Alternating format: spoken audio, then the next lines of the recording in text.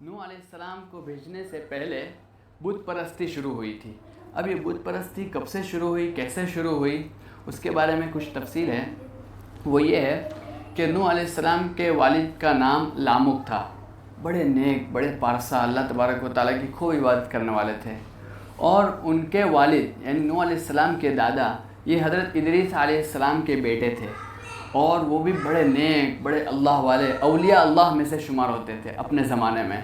اور ادریس علیہ السلام کے صرف ایک ہی بیٹے نہیں تھے بلکہ بہت سارے بیٹے تھے، اور وہ سارے کے سارے اللہ تبارک و تعالیٰ کے ولی تھے۔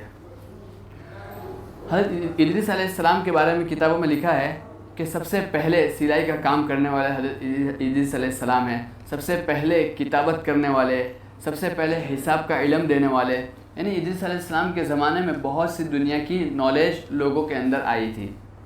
اور ادریس علیہ السلام کے جو بیٹے تھے یہ ہمیشہ لوگوں کے خیر خواہی سوچا کرتے تھے۔ تو ادریس علیہ السلام نے کیا کیا، ان کے لیے ہر ایک کے لیے ایک ایک مسجد بنا دی۔ ہر ایک بیٹا اپنی مسجد میں خوب عبادت کرتا، اور لوگ بھی ان کے پیچھے آتے اور ان کے ساتھ عبادت کرتے، ان کو بھی مزہ آتا، ان کے ساتھ ذکر کرتے، ان کو بھی مزہ آتا، اور وہ اللہ تبارک و تعالیٰ کی طرف منہمک رہتے تھے۔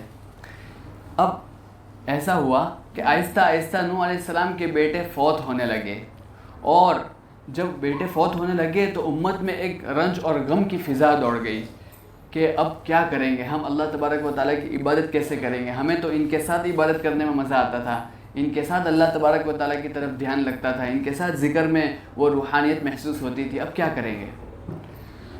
تو اب وہ غمگین تھے پوری امت۔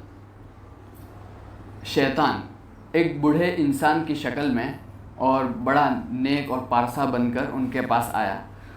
پوری ہسٹری میں 2-3 یا کچھ واقعے ایسے ہوئے ہیں جس میں شیطان نے باقاعدہ انسان کی شکل اختیار کی ہے، جیسا کہ آپ صلی اللہ علیہ وسلم کی ہجرت سے پہلے جب کفار قریش اور کفار مکہ نے جب آپ صلی اللہ علیہ وسلم کے قتل کے منصوبے بنائے اور دارالندوا میں سب جمع ہوئے، اس وقت بھی شیطان انسان کی شکل میں، بوڑھے انسان کی شکل میں آ کر اس نے یہ رائے دی تھی جس کے اوپر پھر انہوں نے عمل کیا تھا۔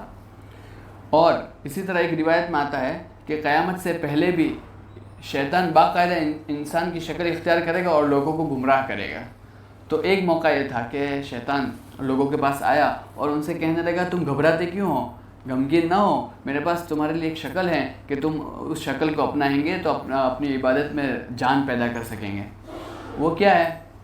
تو شیطان نے کہا کہ تم پتھروں کو تراشو اور اس کی ایک مورتی کی شکل بناؤ، یعنی ان کی ایک شکل بناؤ، جیسی بھی ہو، بس شکل ہونی چاہیے، اور اس شکل کو بناؤ۔ جب انہوں نے شکل بنائی تو کیا کہا کہ وہ ان کے جو متبرک تمہارے پاس کپڑے ہیں، لباس ہے، یہ مورتیوں کو وہ لباس پہنا دو اور اپنی مسجدوں کے محراب میں رکھ دو، بس پھر تم عبادت میں مشغول ہو جاؤ۔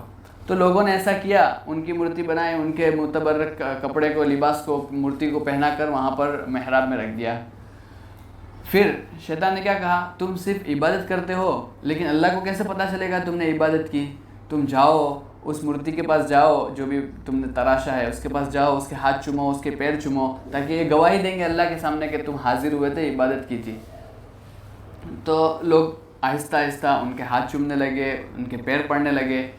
آہستہ آہستہ ہاتھ چومنا ختم ہو گیا، پیر پڑنے لگے، اور پیر پڑنے کے اندر لازماً جھکنا پڑتا ہے، اور جھکتے جھکتے، اور چونکہ نماز میں بھی سجدہ تھا تو ان کو بھی سجدہ کرنے لگے۔ اس طرح جب بت پرستی عام ہو گئی اور بتوں کو سجدہ شروع ہو گیا اور شرک دنیا میں عام ہوا، تب اللہ تبارک و تعالیٰ نے سب سے پہلے رسول نوح علیہ السلام کو دنیا میں بھیجا۔ نوح علیہ السلام